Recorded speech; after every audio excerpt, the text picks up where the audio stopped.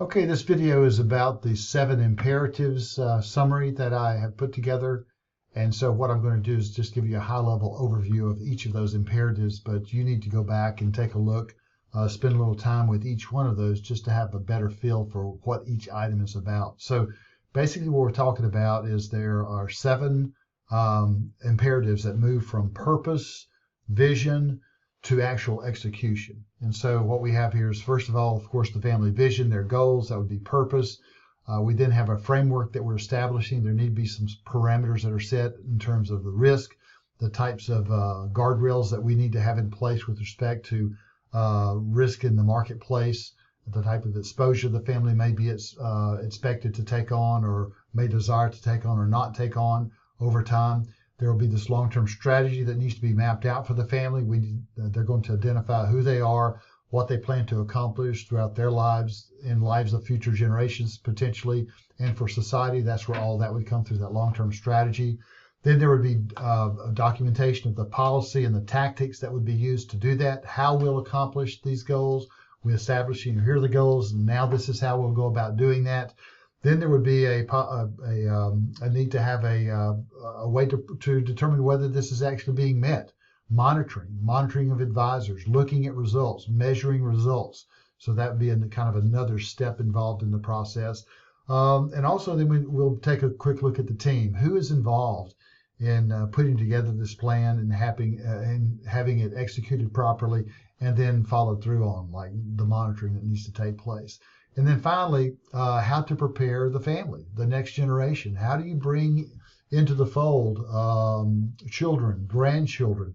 How do we go about helping educate them with respect to what the family is about, what the purpose is, what the mission is? Because again, these are run very much like businesses. And so in order for these businesses to thrive, we need to train the future management. And that future management in a large way is coming through the family members. So kind of looking at it in terms of a time diagram or line chart, you'd have the purpose, the vision, the plan, setting up the rules, how we'll monitor to make sure these things are happening correctly, and then the people involved in putting together that and executing that would be the team, and then of course training the family members. So that's kind of the flow of these 7 steps that you see here, or these 7 modules.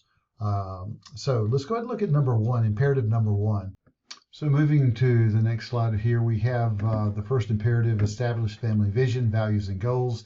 This is where we're actually starting with the overall purpose of the family. So before making any type of investment decisions, the family needs to try to define who they are. What is their view towards money? What is their view towards wealth? What do they want in terms of goals for their family during their own lives, the current owners, but also then of their children and future generations. So it includes clarifying the overall purpose. You need that foundation. Without that foundation, it's very difficult to come up with a strategy or a plan for carrying out any type of plan for the family or carry forward that mission. Next, after the establishing the purpose of the family, the vision, the mission of the family, would be to look at the portfolio and determine how much risk capacity that is available in that portfolio, the capacity to assume certain levels of risk to achieve certain goals. But then also, of course, the larger question is the risk tolerance that the family has in terms of accomplishing their goals. How much risk are they willing to accept in order to achieve the results that they had mapped out in the first step? Moving to the next step, you're now looking long-term. Once you've determined the family's appetite for risk, meaning appetite is risk tolerance, what type of exposure are they comfortable accepting, then you're mapping out a long-term strategy. And of course, long-term meaning that there's a shorter-term strategy, intermediate-term strategy, and then the longer-term vision for the family. And that will dictate the type of asset allocation that is being made, both short, mid-term, and long-term over time. So that would be the next step in the process. Okay, once let me back up and just jumped ahead there. Once the long-term strategy has been mapped out, we then look at the framework necessary to ensure that the investments are being tracked, and that the investments are producing as the family had designed. And this is where the investment policy statement comes into play. So there's typically a drafting of an IPS, the investment policy statement. That investment policy statement will state out the goals of the investments. It'll state out the benchmarks against which these will be measured to see whether the investments are performing as they should. It will have some monitoring guidelines or some specifications with respect to the types of investments which may be made and may not be made, those that are prohibited by the family.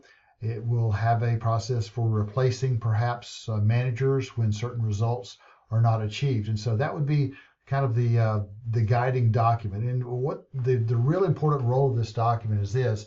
What you don't want to have is families coming into meetings, the key players of the family, and debating based upon the movement in the marketplace, because we know that markets go up and down. We have certain crises and shocks in the marketplace. And one thing that we need to protect against is these ad hoc decisions or emotional decisions that are being made about, jumping out of an investment or into an investment based upon those emotions. And so this document, the IPS, provides a really nice framework to kind of keep people kind of level-headed in terms of this is what we're trying to accomplish here.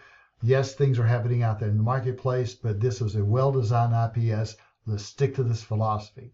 And so not only do we have the IPS, but we also then have a way to monitor the performance of those investments by looking at benchmarks that are laid out in the IPS, and also looking at the performance of the managers who are hired to provide consultation and make those investments. And so that would be the next step there. The imperative imperative number 5, monitor the performance of those who are hired to invest the money.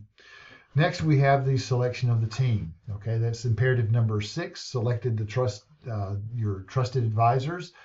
These would include your CPAs, the tax advisors of the company, the accountants, the attorney who will be drafting legal documents, whether they are estate planning type documents, trusts, wills, other family documents, or maybe legal documents having to do with business succession, buy-sell agreements, other types of family limited partnership type agreements, those attorneys.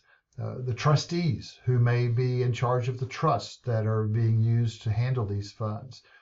That team needs to be pulled together. They need to be identified, and there could be parameters set for how they'll be working together. How frequently will they meet? Do they all meet once a year, quarterly?